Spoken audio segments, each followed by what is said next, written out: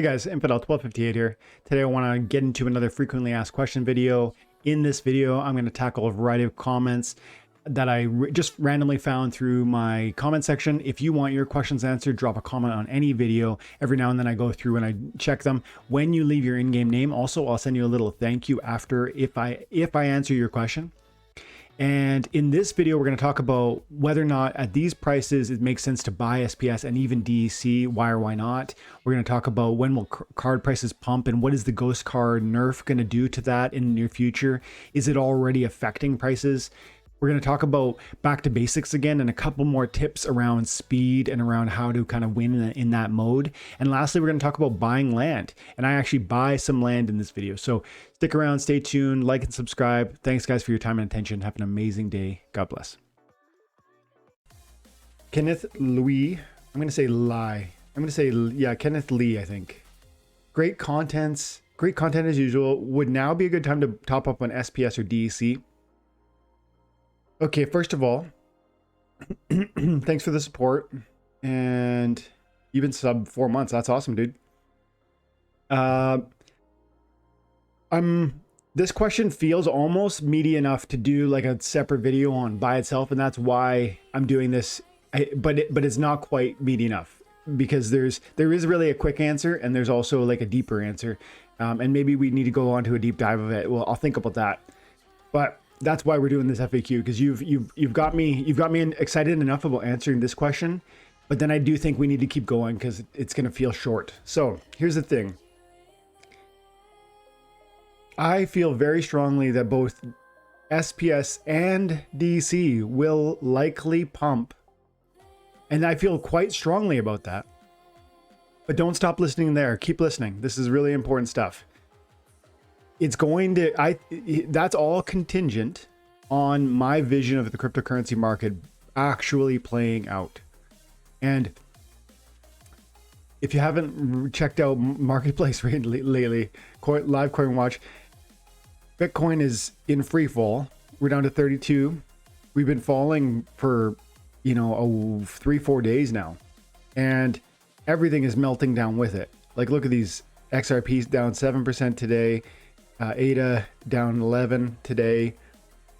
Yeah, I mean, there's double-digit losers across the board. Like, I mean, these are big coins. Even, oh my goodness, SPS is at 8.4 cents, dude. So, yes, I feel very strongly that SPS is an amazing buy. That's the easy one. It's like, to me, this is an amazing buy. It feels like a layup. I feel very strongly. And I almost don't want to put any caveats on SPS, but one caveat has to be laid. The idea that you need to first agree that this game is not going anywhere, that the development is heading in a right direction. And one quick way I like to say that is, do you think the game is fun and it has a future? If you agree with that, then SPS at 8.4 cents is a steal.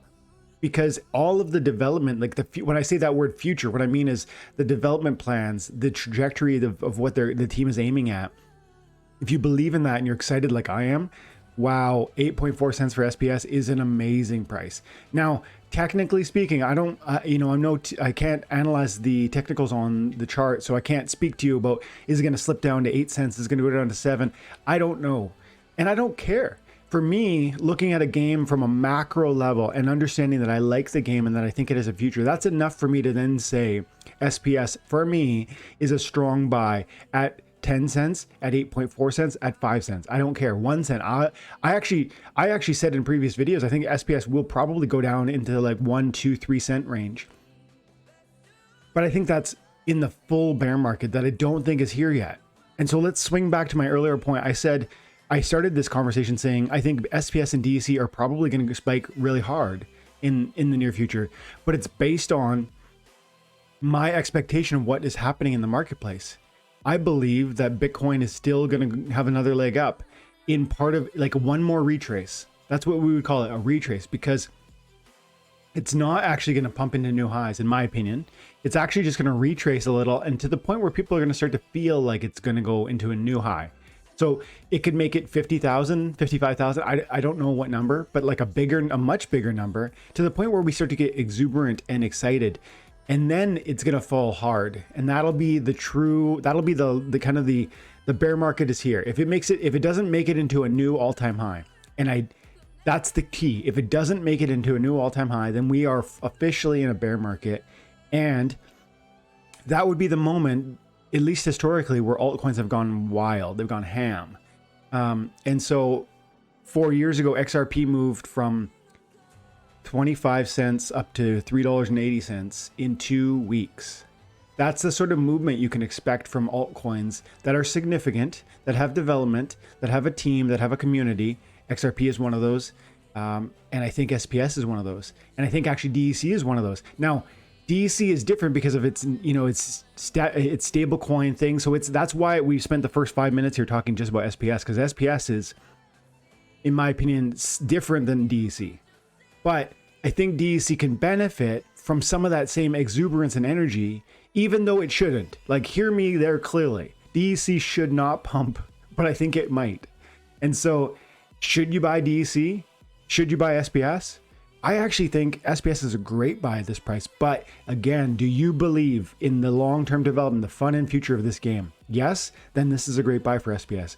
And then for DEC, should you buy DEC? I mean, this is the thing. I think it will pump, and maybe it goes closer to a penny again, which would be crazy from where it's at like a tenth of a penny.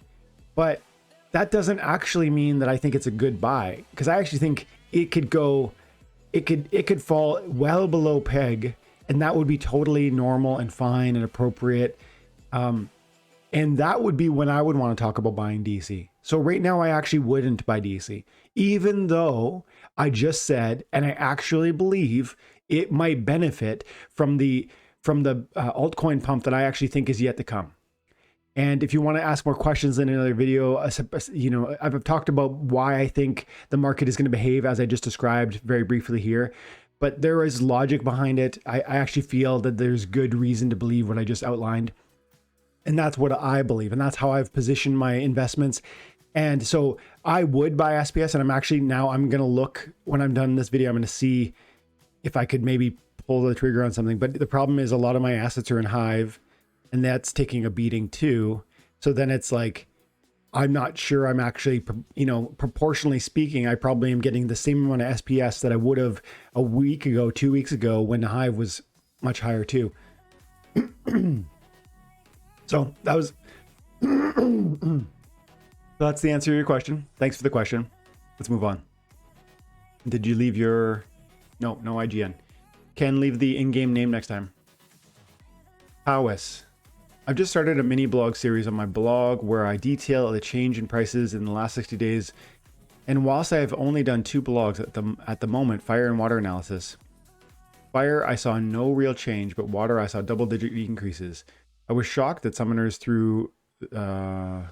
though were cheaper current compared to 60 days ago. So summoners were cheaper currently compared to 60 days ago. Well, he's looked at fire and water. So in this video, we're talking about buying untamed ghost cards today, because whether or not, like, looking at what's happening with the rank reward changes and how they're gonna nerf the use of ghost cards. If you don't know this already, guys, you gotta watch the town halls with Splinterlands. And they're talking about how they're gonna make it so if you play with your ghost card, which are those cards that you get for free, your account will get less rewards from the daily reward pool. And so all of these tens of thousands of bots, which we keep hearing about, and there's so much news around that lately, I'd love to talk about that maybe. But all the accounts that have very low level, that are rocking around in bronze, that are using ghost cards to get daily rewards, they're going to be nerfed hard. And that's going to either mean, 1, they stop leeching rewards off the system, or 2, they buy ghost cards. Let me say that again. It's going to mean one of 2 things. Either they stop playing the game and therefore stop leeching rewards off of the system, or it's going to mean, and that would mean that there's more rewards for the rest of us, or it's going to mean that those bot accounts are actually going to go out and place orders to buy those ghost cards, so that they then will not be detrimented. They can still benefit from the daily reward pool. So that was the video we talked about here. And he says he looked at the price, because we were asking, like, is this going to mean that the price of certain cards is going to spike, Untamed or Chaos, maybe both, one or better? What's it going to do? I do think it's going to have a positive implication on the prices for Splinterlands assets. I think that that's going to be very distinct. But I also think that's going to be actually active. Primarily, it's going to be felt at the moment that we trigger these reward changes. Because I think there's a good amount of people, maybe yourself included, who didn't properly fully understand this ghost card thing, and then are going to be kind of shocked when it actually implements. I know that happens. There's 400,000 accounts. Certainly, there are a good number of people who are not paying the sort of attention that you and I are paying, watching daily videos, making daily YouTube content. That sort of level of commitment is not everybody. And so, but then interestingly, he points out he's been tracking, and he says, on the fire and water analysis, he's found that there was no real change in the fire team, but he saw double-digit increases in the water team.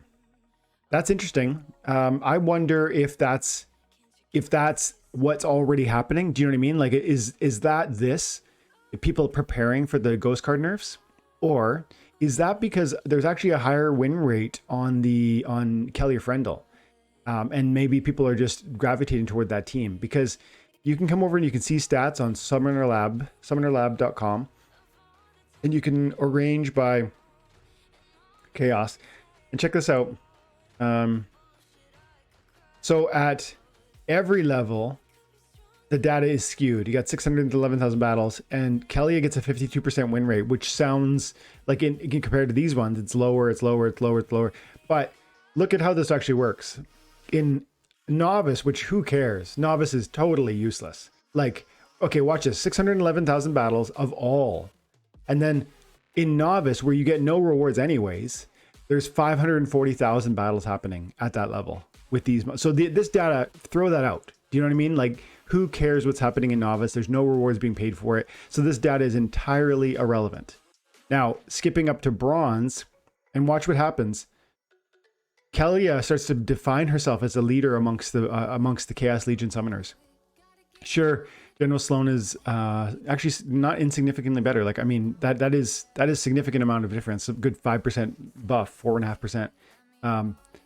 And Quix Devious is dominating at the Bronze level. But remember, Quix really sucks at the highest levels. So watch what happens as we get into higher levels. This is great percentage, better than these three, significantly better than these three. Go into silver. We're now 45, but we're better than these four. And again, Quix falls off at the highest level. So if you're going to play in gold or better, Quix is very, very low win rates. As you get into gold, oh, she's down. She's just below Sloan right now.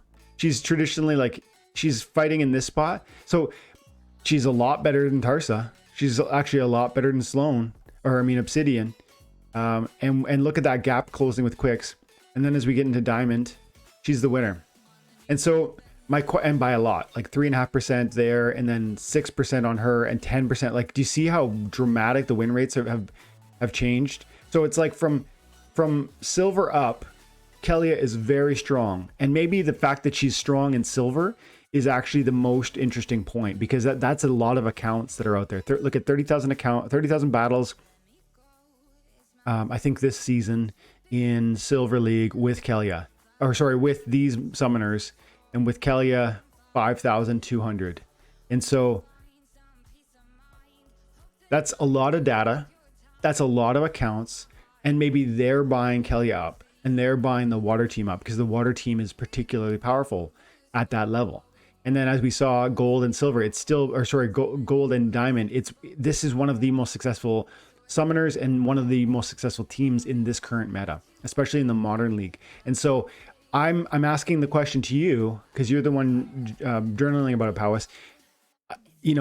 How much of that 10% increase that you described that you've noticed on the water team, you said double-digit increase. How much of that double-digit increase on the water team is a product of the ghost cards that are going to be nerfed and the buying pressure that might be creating or causing, triggering, and how much of it is from Kelia is actually a good team. The blue team is actually pretty strong right now.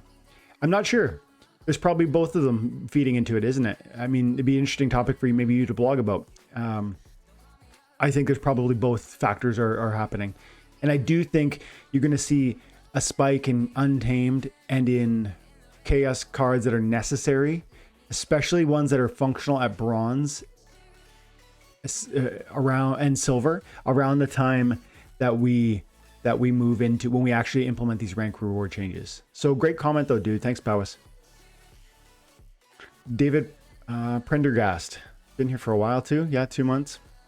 Just a word to say that the max volume of your vids could do with a boost. Okay. It can be hard to hear you on full volume on a laptop in a hot country with a fan on. Okay. Sure, it doesn't affect that many people, but compared to most vids, yours seems significantly quieter. Yeah, I intentionally bring it down, but I can, you know what? You're probably right. I could bring it up a little, and then if everybody wants to just kind of keep me at 70% and you need me at 100, I'll work on it, David. Won't probably not this video because I would have to reshoot the beginning, but that's a good comment. Thanks, dude. And I see we got a couple of agreements. Yeah, we could do that. Yeah, we could do that for sure, guys. Great free lucky sign. Never seen your name there before. 8 months. Wow, thank you. Okay, this rule set is a win streak breaker. My priority is is blast, divine shield, magic, archery, although death got nerfs. So he's talking about back to basics, and he's saying on the back to basics rule set, it's one that gets him. He feels he loses a lot to it. And I agree, man. It's one of those ones where if you have the legendary monsters and the mana cap and they're leveled up to the max levels, it really matters. Base stats really matter in this rule set, because if you have a monster, okay, I want to be specific here. Like magic, one of my favorite things to do is have magic, because magic will skip armor and there's not going to be any void. There's not going to be void armor. Usually, unless they drop Mimosa Nightshade, which is a hard, expensive summoner to have. But let's say you're playing Magic teams, and let's say one of my favorites to do, which uses the Prismatic Energy. This is a card I love in that rule set because it has a high hit point pool. It also does magic. It's fast, and see, Magic Reflect goes away though, and it's expensive. But that's okay, because I usually, I'm in the context of like a 99 mana. You can never spend all your 99 mana, so that's what I'm talking about right now. But you want lots of hit points, you want magic, you want speed, and you need to have them upgraded maximally for whatever level you're playing at. That seems to be almost the greatest determiner of victory in that rule set, the back to basics rule set. If you are playing at gold and you are rocking with silver level monsters, you just lose, because it's not going to come, your monsters are going to be slightly slower, they're going to have slightly less damage, they're going to have slightly fewer hit points. It's just too many differences. And the Prismatic Energy is one that I think about when I look at this, because look at 1 magic at the lowest levels and 3 at the highest levels. That's a gigantic difference. Every level, every round doing 3 damage versus 1, or even if you've got level 7, let's say you're in Diamond and you're just rocking a level 7, which is expensive, by the way, and I've got my level 8 and I'm doing 3 damage and you're doing 2, it's just not going to work out for you. Even if you bring an Obsidian to the table and you buff the neutral Prismatic Energy, great, you're now on par with me. But then if I bring, you know what I mean? Like I can bring the Obsidian too, and you're still behind the 8 ball. So it seems to me that one of the biggest markers for success in that mode is actually playing the team that you have the highest level monsters on. If they're archery, do that. If they're melee, well, you can't really do melee so much because sneak and opportunity don't work. But you can be intentional about choosing certain melee monsters that have perhaps lots of armor and maybe also have hit. It might be possible to think through. My point is seeking out the monsters that you have that are at the highest level for your league, because they're going to have naturally greater stats, more hit points, more speed, more armor, more damage. Thanks for the comment. And of course, yeah, Divine Blast, Divine Shield is amazing. Blast is amazing. Void Armor, not Void Armor, Void from Mimosa Nightshade. So a lot of summoners can really transform your deck in that one, of course, by adding that ability.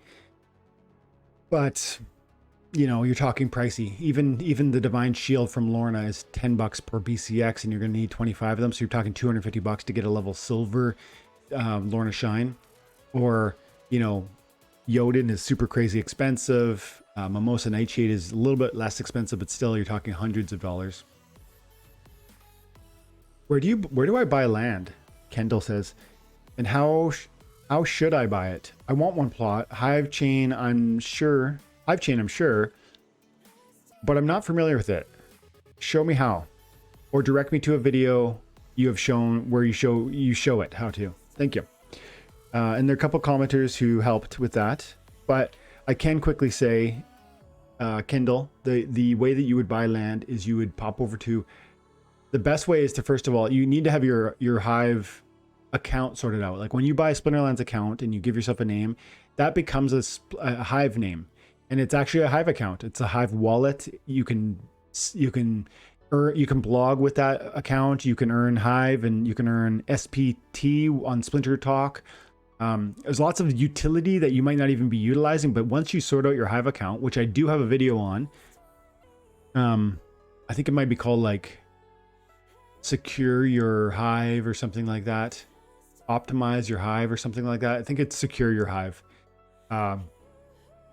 But figure out your Hive account, and then once you do that, you will know your account, and you can log into hive-engine.com, and you need to enter your private keys. I think you need your posting keys in here, and you need obviously your name. And so you have to have the Hive sorted out. Then you'll know what your keys are. Then you use your keys here. Then once you're in here, you need to move Hive into this account, into your wallet rather.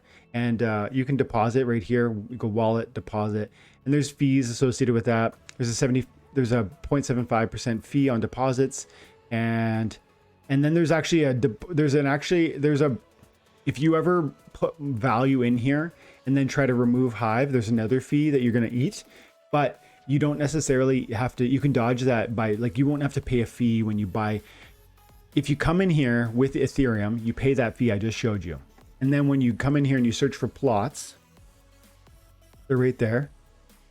And then you come in here and there's sell orders right here. This guy's selling 6 of them for that price. 270 Hive is what he's asking. And then each Hive is worth 65 cents or something right now. So that's like less than $200. That's a good price. Well, I mean, I don't know if it's a good price, but it seems pretty reasonable to me. Yeah, it's $175 for each plot. So you would go in here and you would just go click that price, and then that's you're just gonna you're gonna pay the ask. You're gonna click that price and it auto populates, and then you're gonna say, I just want one, and then it's gonna say, okay, well, we need 270 and that many Hive, and then I've got this many, so I could just go. I kind of want to, actually. Yeah. I think I'm gonna do it. I'm gonna buy a couple. Here you go. Boom. So that's that, and now they're in my Hive engine. I just bought 4. Takes 3 seconds for that transaction to process, and then probably takes another 3 seconds for Hive engine to extract the data from the blockchain. I don't fully understand that stuff, but it's just a few seconds. And then it'll pop in my wallet. I can go over to, actually, it won't be in my wallet. It'll be in my, yeah, it will be in my wallet. Go to wallet. There they are. Plot. I have 4 plots. And then you can send them here. You could trade them. You could go back to the trading market, which I could, if I want to relist them for sale. Or you can come over here and you can transfer them to some other account. This is not how you move them back to your account. This is if I want to give them away, I'd use this button. If I want to bring them into the game, I just go over to my main account. And remember, this is all the same account. It says Infidel 1258. This is the same Hive account as right here, Infidel 1258. And so even though it looks like a different website and it looks like, oh, well, my plots are in this account. No, it's all one account. So I just come back over to Splinter, or to Sea Monsters, or for that matter to Splinterlands.com. They're both the same. They're 2 different websites that the company owns. And I'm just going to go, this is my main account, and I'm going to go over here to cards. And you come over here to other. And then you're gonna, where are they? Plots. Yeah, land plot claims. And I'm just gonna go like this.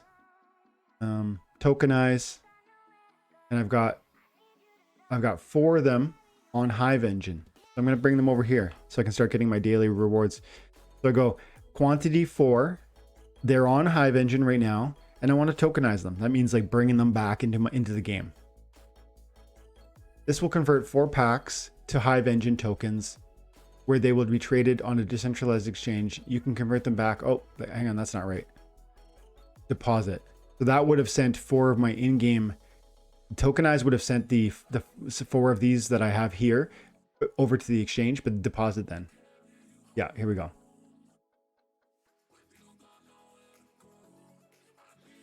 And then again, three seconds later or so, we're going to see that I now have 9 plots in Splinterlands. And it says 5. Let's refresh. We can see it.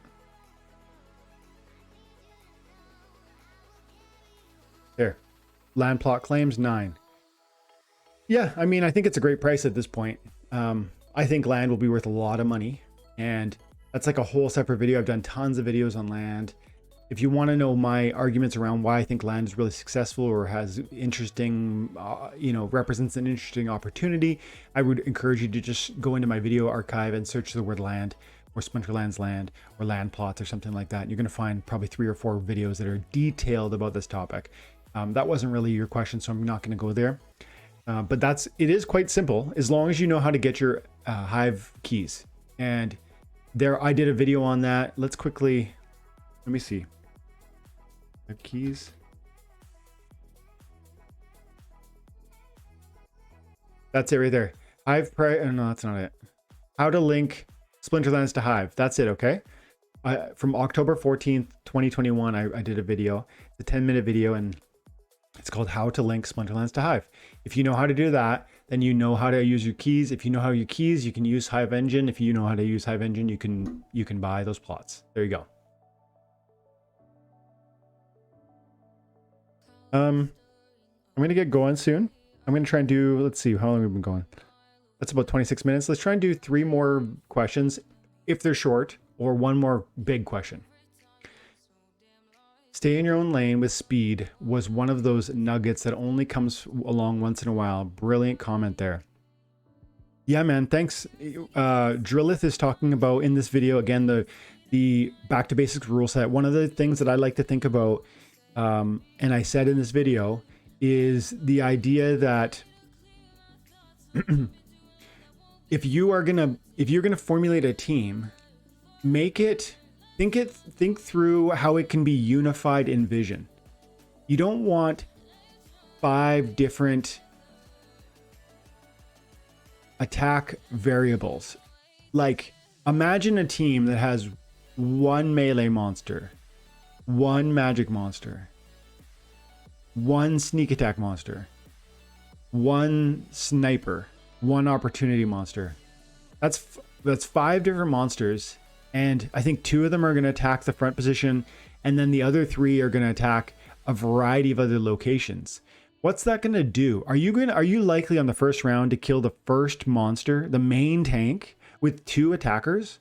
Almost never. Are you likely to kill the sneak attack defense with 1 sneak attacker on the first turn? Probably not. Are you likely to kill the snipe defense, like the first archer on your opponent's team, with 1 sniper? Probably not. And so it's like, what you're ultimately going to do on the first round is you're going to end up hitting a variety of locations, doing a little bit of damage to each, and not neutralizing any of your opponent's power and ability. And then they are hopefully, and if they plan their team better than you, they're going to win because they're going to target, isolate, and eliminate some of your key assets. Like maybe they focus, you can build a team that every single monster that you have shoots at the first location.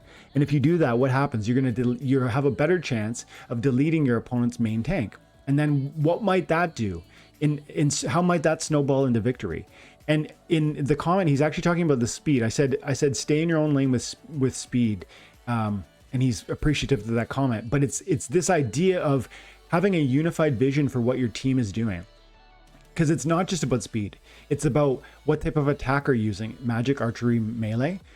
Where are you attacking? First position, second position, opportunity, sneak. Those are all different variables. You don't want to try 3 different things. Speed is another one where you want to pick a lane and stay in it. Meaning, if you're using fast monsters, great, that's awesome. Usually fast monsters can be a recipe for victory, because you can sometimes kill your opponent before they even fire. And that will usually snowball into victory. So speed is very powerful for that reason. And it is often the case that going, if you have 6 monsters that are all really fast, you will win. Usually that's why Kitty is so powerful. That is often the case. But interestingly, and this is to conclude the point on speed, you can win by having the slowest team intentionally. And it takes a little planning, it takes a little thinking through, because you need to build your team in a manner that will survive his first volley.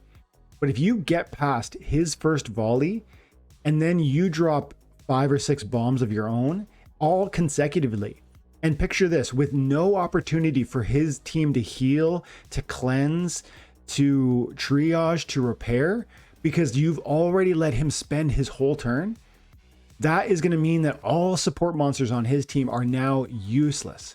Because of maybe not useless, because in the second round they'll have chances, but do you see that advantage that you actually going slow can create? It actually can be really, really powerful, but it has its limitation. And the key of thinking through the limitation of slowness is actually preparing in a manner that would allow you to survive your enemy's first volley.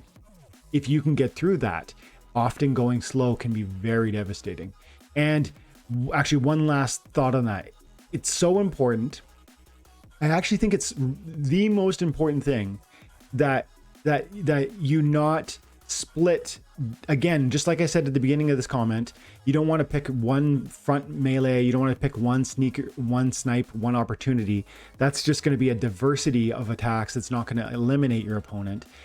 In the same way, I don't think you want 2 or 3 6 speed monsters and 2 or 3 1 speed monsters. That is not optimal.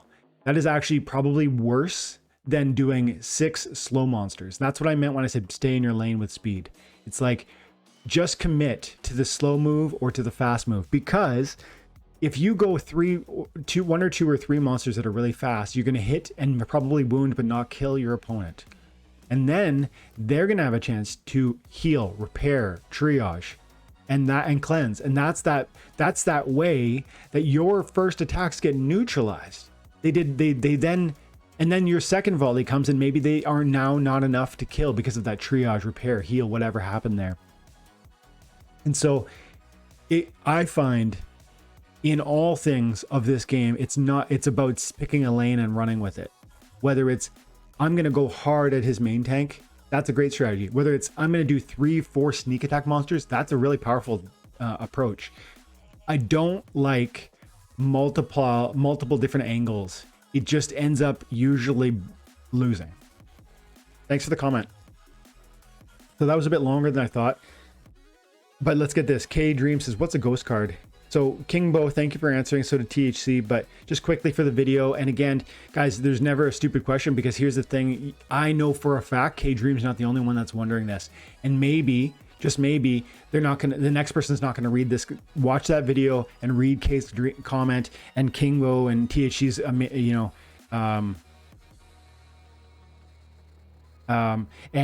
and answer and read the comment history. So here's the answer. What's a ghost card? A ghost card is a card that Splinterlands gives you to let you play the game for relatively free. So when you join Splinterlands, you actually you can play for free entirely. You literally sign up and you pay nothing and you can play, but you will never get any rewards for that. You just have the fun of playing. So that's an option. But if you want to get NFTs for playing the game, if you want to have daily loot chests, if you want to get season rewards like I'm going to get, then you need to pay $10 to get a I always forget what it's called, to get an account. I forget what it's called. It's not called an account. It's called a spell book. Once you buy a spell book for $10 US dollars, $10 US, then you actually can win in rank battle. And if you win in rank battle, you will unlock certain rewards. It's quite trivial at the lowest levels. It gets quite significant at higher levels.